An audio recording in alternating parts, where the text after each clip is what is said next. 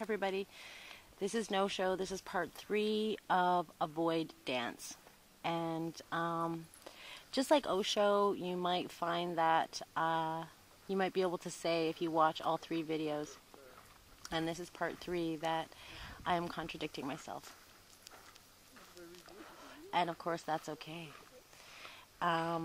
What I really would like you to think about now is that we are trying to help you to get through the dimensions, to understand that dreaming is dimension, to understand that and today I'm going to use the analogy of the Matrix, and I am going to get you to cue into that movie and to think about Neo and to think about what might or might not be going on here. What's important and what isn't. So the universe just decided that. Now, I want to get to the whole God thing. So I was like, hey, we need to take God out of the equation. And the reason that I said that is because the God thing is, it's just a misinterpretation of source. And I would like you to look around at what we're going to call the Matrix today. And I'm going to see if you can tell the difference between what might be an original program that comes from some vibrations that have been put into words, and these are the words of those vibrations. So look around your world today and see if you can find the original program. And the original program will be doing this: love, honor, justice, equality, harmony, and it will have the essence of love that does not know itself. And so that's the original program, and I think that it's easy to see that the original program is in nature. And if you look at other aspects of the Matrix, you will see manifestations of, let's call them things. But right now, when I talked about nature, I'm putting the nature into the category of things, but it's not really. But let's just think about things and what belongs to the Matrix that represents, or that encourages, or that is the coalesced material vibration of another set of words, and those words would be greed and selfishness and individualism and control, power, dominance. These are hacker programs that have come into this holographic universe in which we live. And really, a lot of us already know that the source that we come from is eternal, and it and that God analogy really does fit. But it's important that you know that how this place became what it is. And there's no point really in traveling the dimensions, because the dimensions may well be just another part of the Matrix. And what is the Matrix? So now we're finished with part 3 of Avoid Dance. I'm hoping that I have shifted you slightly and opened you a little bit so that you can take in the next level of information. And the next level of information is about the Matrix. What is the Matrix? What isn't the Matrix? And how do we get out? Okay, the Matrix program has been going on for a long time, so we talked about the original program which represents love and eternity and abundance. And as I said, you can look around and you can find the original program. Now, if you're in the city, you might have a little difficulty. If you're on the couch and you watch TV and you're inside a house, you might have problems with that. And NOSHO also exists in another personal identity. And in that personal identity, the shifting out of the Matrix looks like not having a house and not having a TV, not having a car, not having a phone, and making as many adjustments to the hacker program as possible in order to what? Well, I'll tell you what. In order that at some point the essence of what I am and the essence of what you are can actually flourish, and that the hacker program that came later can be transmuted or transformed. So if you are going to take on the challenge, and now we're talking about getting out of the matrix, and so this video is about that. It's about seeing where another program has been put in. Now, there's a whole bunch of information out there, and some of you might be following some of it, and it has to do with the translations of the Sumerian tablets. Well, you can find a translation yourself, and you can look at it. And if you look at it, you'll find that Nibiru is actually the name of the creator goddess. Isn't that weird? Not a spaceship.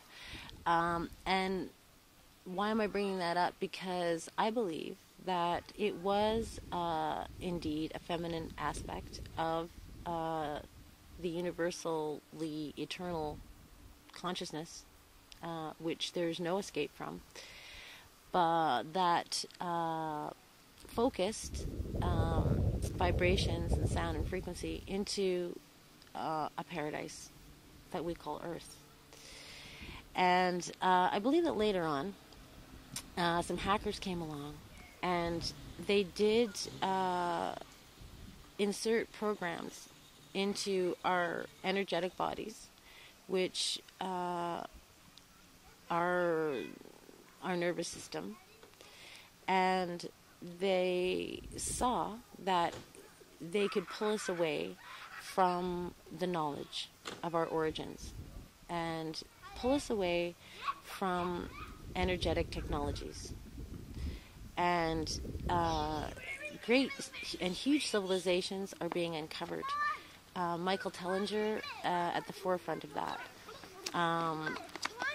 Hello, childrens. Hello.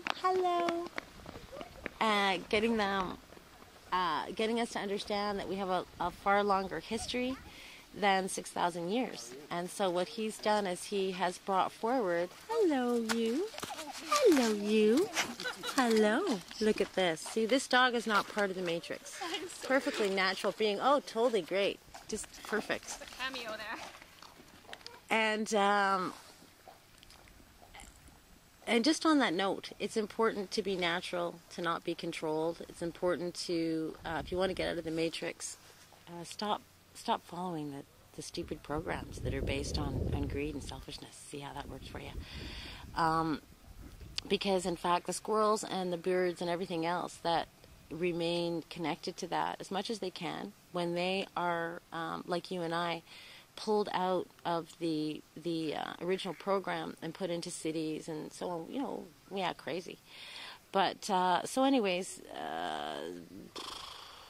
Sitchin, Michael Tellinger, a few other people have brought forward this idea by looking at the Sumerian tablets and going on archaeological digs where they found 200,000-year-old gold mines, and they're like, hey, what the heck? And we also have the mitochondria Eve, who is about 160,000 years old, and then a gap of several thousand years before the Y chromosome shows up. I'm throwing a lot of stuff at you because I want you to get out. And the only way to get out is to know what is going on here. What's real, what isn't. What's... how do we... we talk about how our perception and how our... What really colors all of this? Well, David Icke, or Icky, or whatever you want to call him, wrote a book, and it is about his experiences with ayahuasca, and he's never had any kinds of experiences like that before. And he goes all the way to Brazil because he's been told that these reptilians are showing up in people's visions. In any case, what they're saying is that, they're using metaphors, and they're saying, Sitchin's saying that aliens came and bred with us and created a slave race out of us so that we could mine for this gold, and that this gold was taken off of our planet. And these are, I don't know, I guess they're kind of crazy ideas. At the same time, if we just can if we can just see that it's our emotions that color our perceptions, and it's our five senses. So back to Buddhism, where there are some great teachings. But I just want to say that it's not a good idea to organize or categorize or label or describe things too much, because we all come from the indescribable down. Here I'm using a description. But let me just say this, okay? Think about it this way. If eternal consciousness and all-knowingness and what you would call God went to the PNE or the fair and decided to go into the House of Mirrors, and if that happened and this piece of God consciousness went in there and it reflected out what would happen, what would be in those mirrors, well, that's what you are. That's what everything here is. The problem is that we started to believe in the reflection a little bit too much. And someone else got into the mirrors and got us so attached to the reflection of what we actually are that we are now impeded by our bodies, by age, by our sense of security, and most of all, and Ike writes this book, right, and he points out that we are caught in a time loop that isn't real, and we are caught in a set of physical constructs which are not real, and we break them all the time. We can't really make this matrix do what we want. People age differently. Some people get sick and some people don't. And some people can get the cold and some others don't. And we have people who are trying to show us the way out of the matrix all the time. And the ones that want to keep us in the matrix just kind of kill those people, as we discussed in the other videos. So if the yogi goes and buries himself and shows us that he can detach himself from the description and describe himself in another way that is connected to the original program, and the original program is an energy of infinity and eternal love and abundance and love that does not know itself, and it just gives and gives, and it goes on and on and on, and we understand that love. We all try and get that from each other, forgetting that we are that in the first place, and it's not something we get. And the biggest tie to the matrix is believing that money buys you your happiness. That there's something out there for you to get that you don't already have. And I discussed that in the first videos. I tried to show you the earth in all of its glory. And it's there now. You're on it. You actually can't get out of here, even if you want to. And there are many people around the earth who are very much connected to the original program. And we call them indigenous people. And they respect the source as the mother metaphor. And they... I don't know if you're ready to look at the research and look at the information and notice that 2 female eggs can create a female, but 2 pieces of sperm can't. There's an interesting thing if you look into what Melchizedek says about his ideas of how in ancient Egypt something else came here and took clay and the blood of the humans that were here, and then the essence of the Syrians, and he says this is a watery planet, and this is where he brings in the dolphins, and I guess we do have those little fishy spermy things, don't we? And then he says that this was all put together to make a human being designed to be a slave. Now, I don't know what would happen.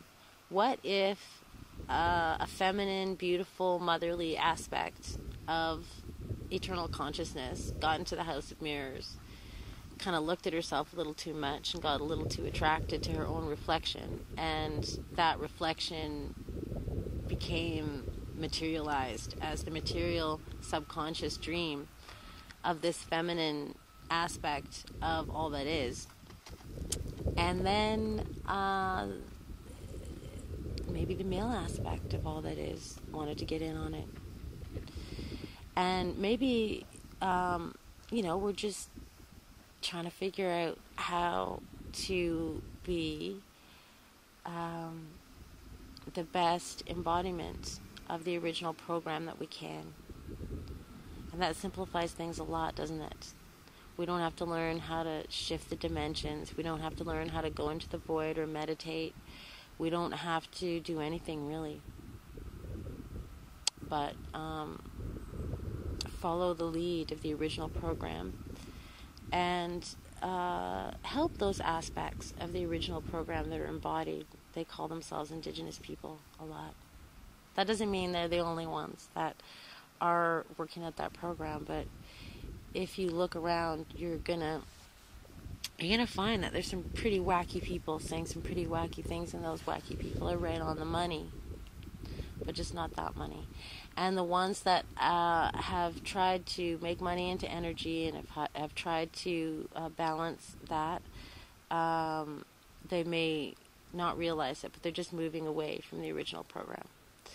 And the only way to break it is to own Earth and your birthright and your body. You don't need to get your name trademarked to be sovereign. You are as free as you will allow yourself to be. And the answer to the question of how to get out of the matrix is get out. Okay? Get out. So that might mean quitting your job or making a nice little fire in your barbecue and putting your ID in there and watching it burn. It might be, first of all, building up your own sense of security as to what kind of being you are and what this planet is and what this matrix is made of. And once you figure out what that is, then I don't think that the things that you think are important are going to be so important. And I think if you look at the humans that have tried to use, if I may quote Chief Phil Lane Jr., their meat suit in a different way, you might realize that you actually admire those people. And again, in my first videos, I asked you that question: what stops you from being Jesus or NOSHO or OSHO or anybody who has already shown you that if you unplug from one thing, you'll simply plug into another thing? I promise you, you won't die if you don't have money. I promise you. Now, there are a lot of people who are dealing with psychological and emotional problems, and a lot of these come from stress, and they come from the part of the program that would like us to stay agitated and in fear, because this allows us to be controlled, of course. And that does not deny the fact that you have a good reason to be depressed and to feel alone and afraid. It's because how many people do you know are healthy and happy and smiling about not having any ID, not having a bank account, not having a home?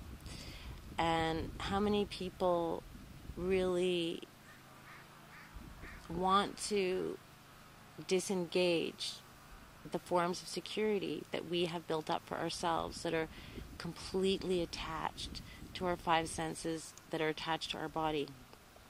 Now, if you really want to be a medicine person or a shaman or a sweat lodge keeper or all these names that people call themselves, they call it light beings and light workers and energy workers and energy healers and people have taken on all kinds of names like Ananda and all this stuff, and I'm like, whoa, that's pretty cool. But but are you still in the Matrix? I mean, are we gotten out? Are we really the wandering yogis and yoginis who don't stay any longer than, I mean, I don't, than a certain amount of time in one place? Do we really, are we outside of this mess that's turned in on of itself because it's so afraid?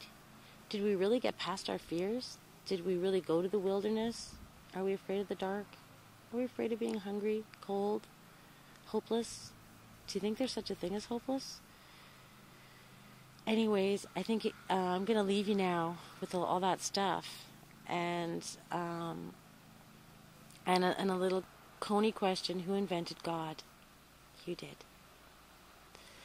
I hope we can get out and see what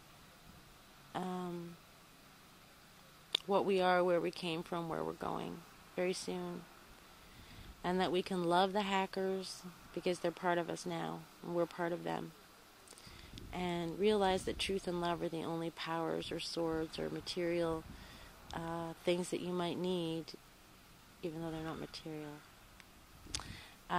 If you come up against some part of the Matrix that is wielding a lot of material power, remember the true power of this place. Thank you, and NOSHO will be back again.